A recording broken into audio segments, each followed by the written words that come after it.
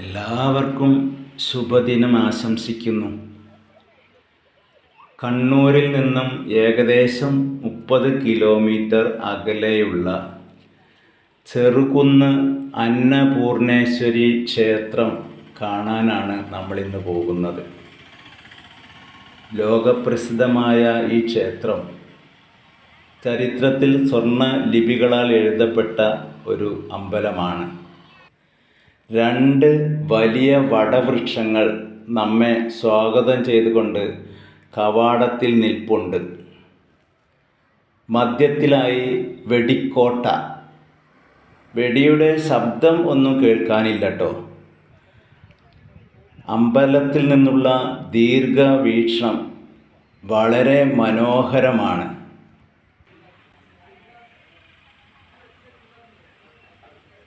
ഇവിടെ പൂജാ സ്റ്റോറുകളും ടിക്കറ്റ് കൗണ്ടറുകളും വലത് ഭാഗത്തായി കാണുന്നു.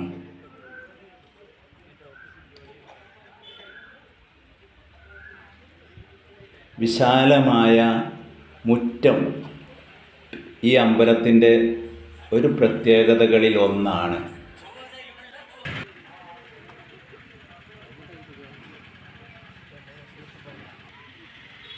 ഇരിക്കാനും വിശ്രമിക്കാനും അതുപോലെ തന്നെ പരിപാടികൾ അവതരിപ്പിക്കാനുള്ള സ്റ്റേജുമൊക്കെ ഇവിടെ ഒരുക്കിയിട്ടുണ്ട്.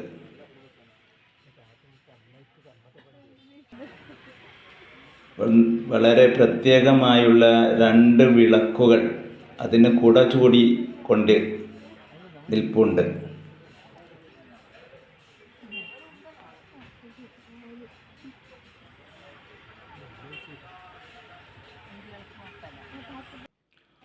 മൂന്ന് പടി കയറി നമുക്ക് അകത്തേക്ക് കയറാം.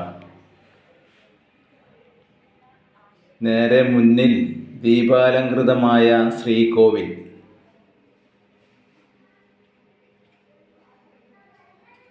ഇടതുവശത്തായി നോക്കൂ, ഇന്നേക്കുള്ള സദ്യവട്ടങ്ങൾക്കുള്ള വിഭവ ശേഖരം നടത്തിയിട്ടുണ്ട്.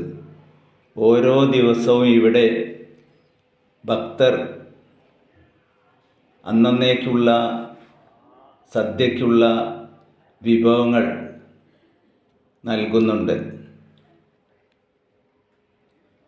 ചുമരുകൾക്ക് ചുമർ ചിത്രങ്ങളാൽ അതീവ ചാരുത നൽകിയിരിക്കുന്നു. ശ്രീകൃഷ്ണൻ്റെ 10 അവതാരങ്ങൾ ഇവിടെ ചിത്രങ്ങളാൽ വ്യക്തമാക്കി പ്രകാശിപ്പിച്ചിരിക്കുന്നു. മത്സ്യം, കൂർമ്മം, വരാഹം, നരസിംഹം, വാമനൻ, പരശുരാമൻ, ശ്രീരാമൻ, ശ്രീകൃഷ്ണൻ, കൽക്കി ഇവയുടെയൊക്കെ രേഖാചിത്രങ്ങൾ ഇവിടെ മനോഹരമായി വരച്ചു വച്ചിട്ടുണ്ട്. അതിമനോഹരമായ വളരെ കാലപ്പഴക്കമുള്ള ഒരു കിണർ.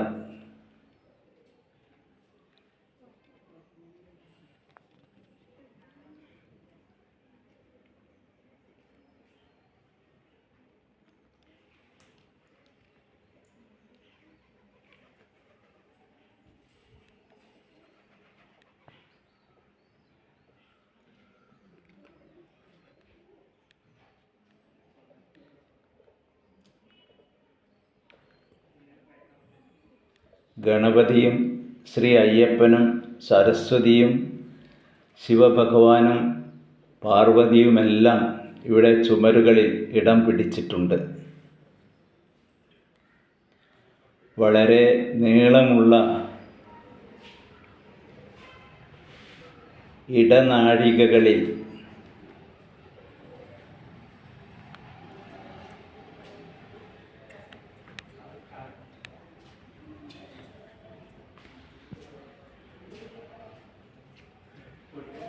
കൽത്തൂണുകളുടെ നീണ്ട നിര. വലിയ തിരക്കൊന്നും അനുഭവപ്പെട്ടിട്ടില്ല. ഏകദേശം 12-12:30 ഒക്കെ ആകുമ്പോഴേക്കാണ് കൂടുതൽ ആളുകൾ ഇവിടെ എത്താറുള്ളത് എന്നറിയാൻ കഴിഞ്ഞു. കാരണം 1 മണിക്കാണ് ഇവിടുത്തെ ഏറ്റവും പ്രധാനപ്പെട്ട പ്രസാദ ഊട്ട് ചടങ്ങ് നടക്കുക.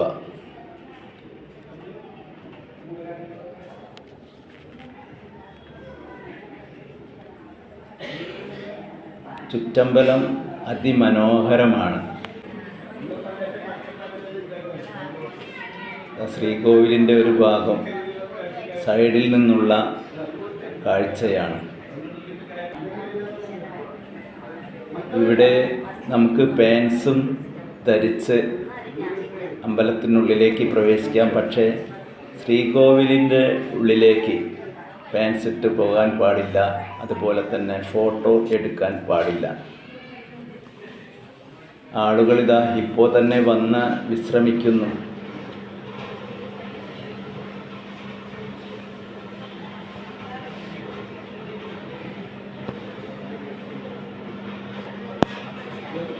അന്നശ്ശേരി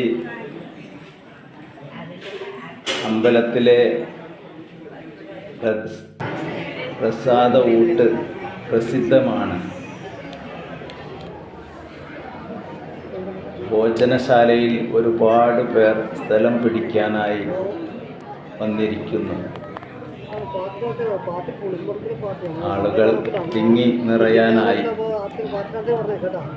ജീവിതത്തിൽ ഒരു പ്രാവശ്യമെങ്കിലും അന്നപൂർണേശ്വരി ക്ഷേത്രത്തിലെ പ്രസാദ ഊട്ട് കഴിക്കുക എന്നത് ഭാഗ്യമായി കരുതുന്നുണ്ട് ഭക്തജനങ്ങൾ.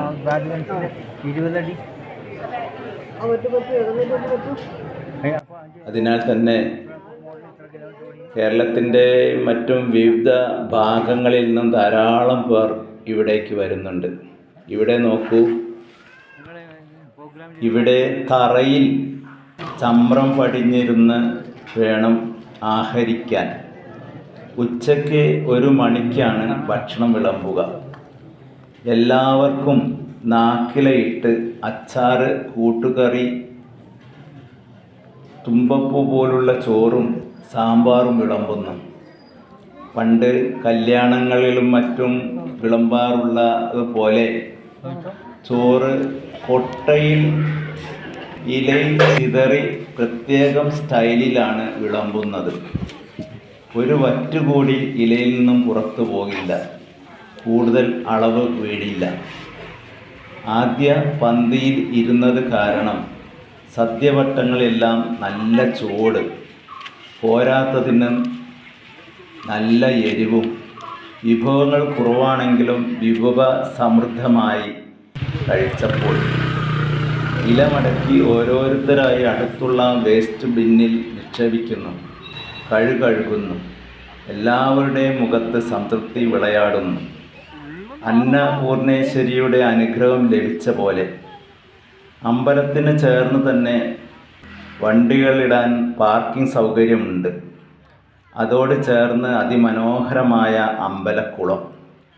കുളത്തിൽ വലിയ വലിയ മീനുകൾ വാ തുറന്ന് നമ്മുടെ അടുത്തേക്ക് വരുന്നു.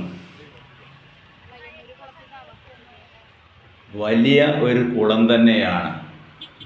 ഈ നാടിൻ്റെ ജലസംഭരിയാണ് ഈ കുളം എന്നാണ് നാട്ടുകാർ പറയുന്നത്.